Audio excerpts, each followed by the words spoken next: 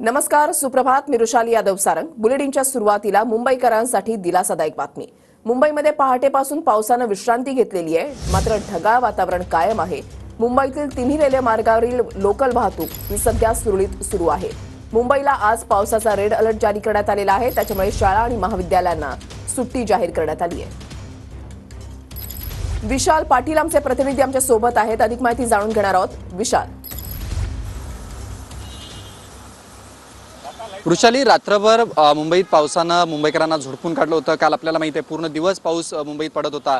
ठिकठिकाणी पाणी साचलं होतं, सखल भागात पाणी साचलं होतं. मात्र आज पहाटेपासूनच मुंबईत पावसानं जी आहे ही विश्रांती घेतलेली आहे. त्यामुळे पाऊस नसल्या कारणामुळे रस्ते वाहतूक असेल, रेल्वे वाहतूक असेल, ही सुरळीतपणे चालताना आपल्याला पाहायला मिळते. काल सकाळच्या सत्रामध्ये मोठ्या प्रमाणात मुंबईत वाहतूक कोंडी झाली होती, कारण ठिकठिकाणी सखल भागात जे आहे हे पाणी साचलं होतं. मात्र आज पहाटेपासूनच पावसानं विश्रांती घेतल्या कारणांमुळे मुंबईतील सखल भागात जे आहे पाणी साचलेलं नाही आहे. त्याचाच परिणाम जो आहे हा रस्ते वाहतुकीवरती आपल्याला दिसतोय. रस्ते वाहतूक सद्यस्थितीला ही सुरळीत होताना आपल्याला पाहायला मिळते. आता आपण दादर स्टेशन या परिसरात आहोत. काल दादर स्टेशन परिसरात सुद्धा मोठ्या प्रमाणात पाणी जे आहे हे साचलं होतं. मात्र आताची जर आपण दृश्य पाहायला गेलं तर सुरळीत सगळं जे आहे हे चालताना आपल्याला या ठिकाणी पाहायला मिळतंय. दुसरीकडे मुंबईतील शाळांना आज सुट्टी देण्यात आलेली आहे, कारण का हवामान विभागानं मुंबईला रेड अलर्ट जो आहे हा जारी केला होता. त्यामुळे दुपारच्या सत्रात जो आहे हा पाऊस येण्याची शक्यता जी आहे ही हवामान खात्याकडनं वर्तवण्यात आलेली आहे. मात्र सद्यस्थितीला मुंबईत पाऊस नसल्या कारणामुळे मुंबईतील लोकल व्यवस्था असेल किंवा रस्ते वाहतूक जी आहे ही सुरळीत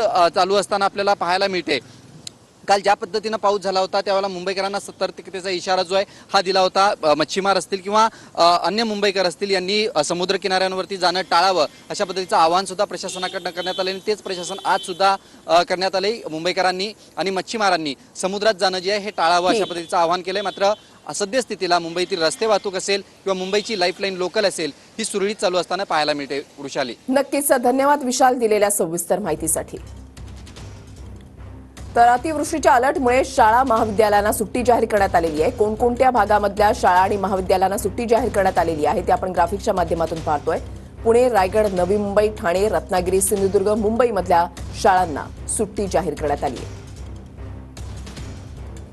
आज अतिवृष्टीचा इशारा देण्यात आलेला आहे आणि त्याच्यामुळेच शाळा महाविद्यालयांना सुट्टी जाहीर करण्यात